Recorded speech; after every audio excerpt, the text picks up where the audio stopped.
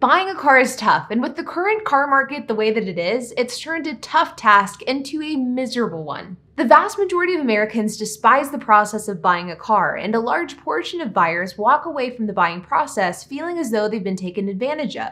And of course, there are a ton of resources online to help you negotiate your car price down, protect yourself from scammy salesmen, and to make sure that you get the best deal possible. But the problem is, with so much advice online, it's hard to figure out which advice is good and which advice is bad, because let's face it, not all car buying advice is created equal. So today, we're going to be diving into the misconceptions that people have when going to a dealership. More specifically, I'm going to be breaking down the good versus the bad advice that people give when purchasing a vehicle. That way, you can cut right through the noise and you can actually do what works when negotiating your next car purchase.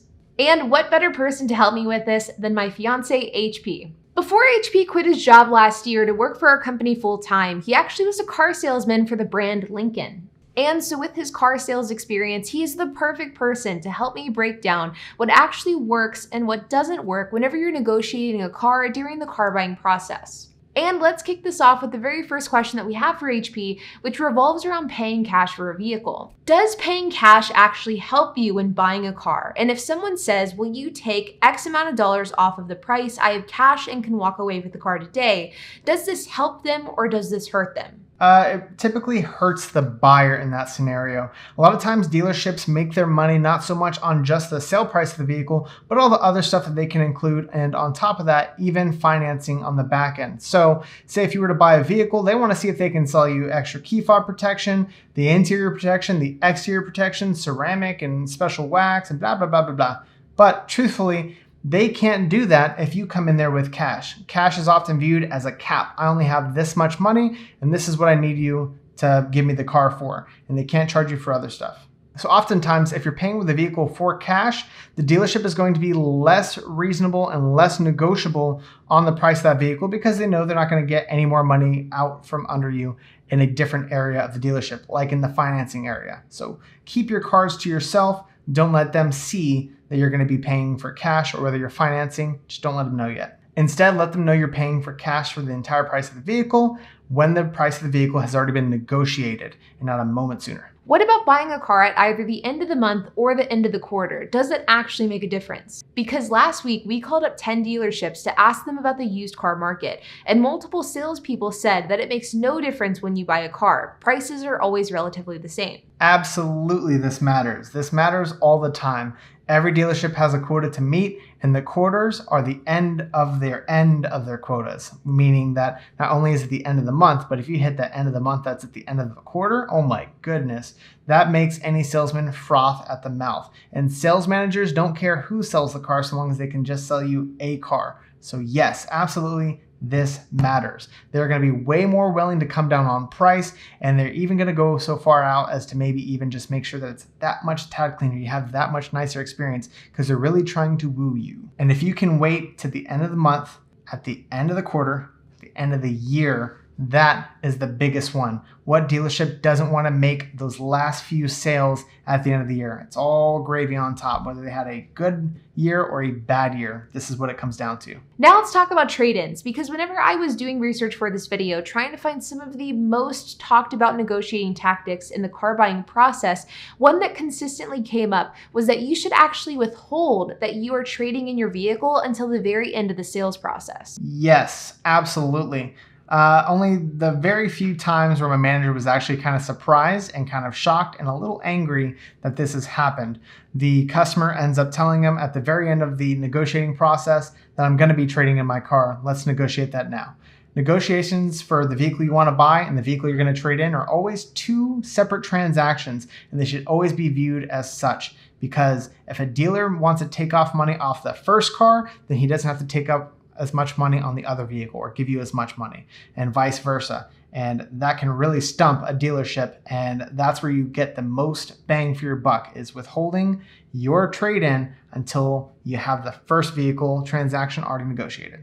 The next question that I want addressed is revolving around MSRP. Whenever I was doing research for this video, this is another one that I saw pop up quite a lot. And the idea here is that you should not be negotiating off of the MSRP price of the vehicle. Instead, you should be negotiating off of whatever price the dealership paid for that vehicle, so the invoice price. Does this work? If you focus on invoice price rather than the MSRP price, will you get a better deal on that car? Yes, you could actually get a better deal, but it's a little tricky, and that's why they don't often tell you that.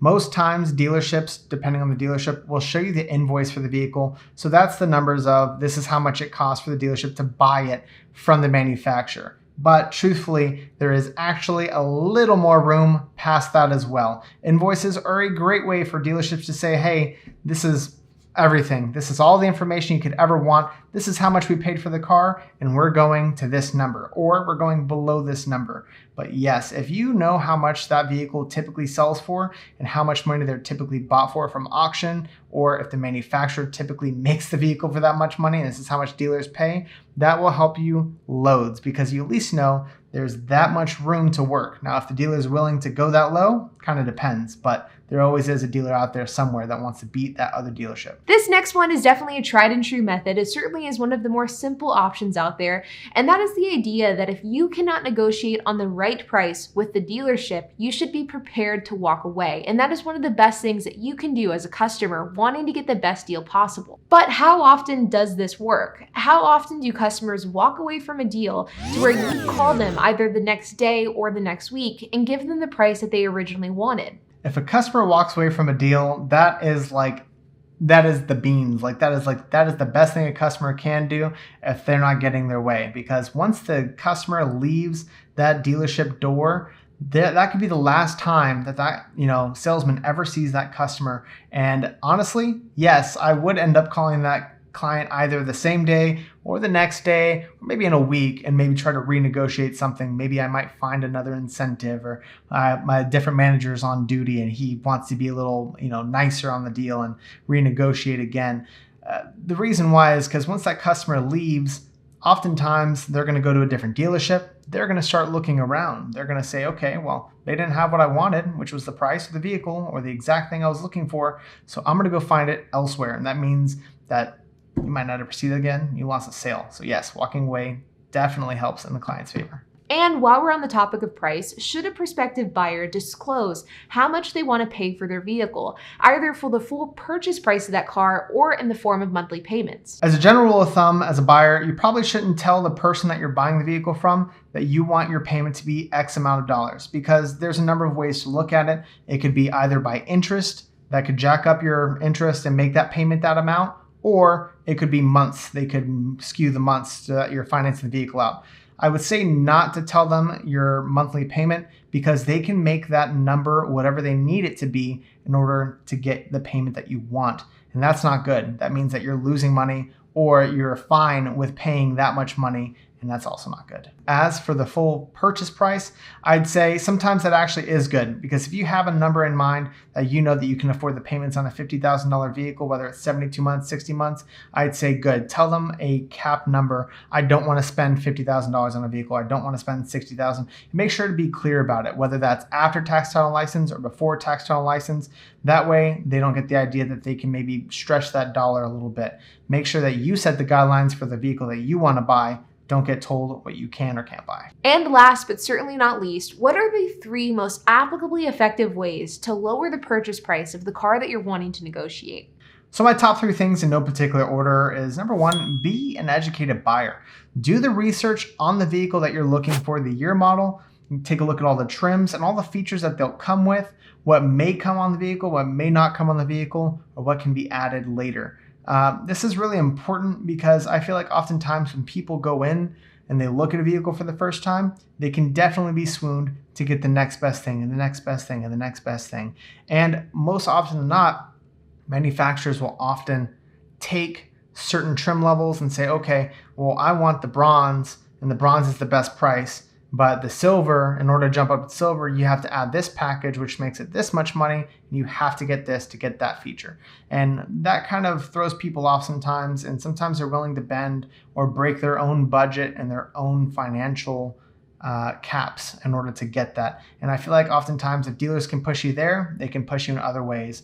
Or they can say, well, you really wanted that one vehicle, you really wanted this feature, that's the price, and we might come off a little bit, but that's the price for that vehicle. And I think that can really screw people up. Be an educated buyer, do your research, know what you're buying, and know what you're getting into. If they don't have it, move on. The second thing is probably going to be strike while the iron is hot. And I mean that in shopping for a vehicle when the time is right.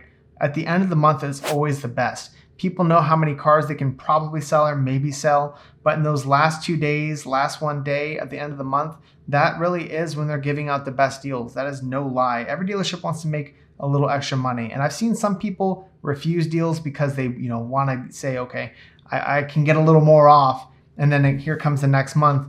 And the dealership really doesn't want to do a deal anymore. And said, yeah, sorry, beginning of the month, new negotiations, new incentives. And that doesn't work for people. So buy a car when it is best to buy a car, end of the month, end of the quarter. If you're being really smart, you can wait that long. It'll really work to your advantage to getting the lowest price possible.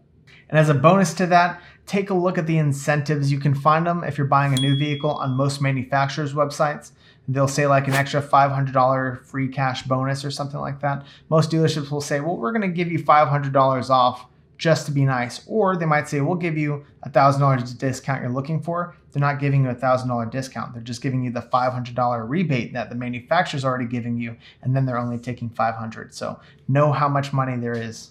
Well, you guys, you heard it yourself from an ex-car salesman. If you're somebody who's wanting to buy a car and you're wanting to get the best deal possible, these tips and tricks that have been laid out throughout this video will absolutely help you do it. If you guys have any questions, comments, if you have anything to add, I would love to hear it. So make sure to leave a comment down below. And while you guys are at it, make sure to hit the like button, hit that subscribe button, and hit the notification bell. And I'll see you guys in the next video.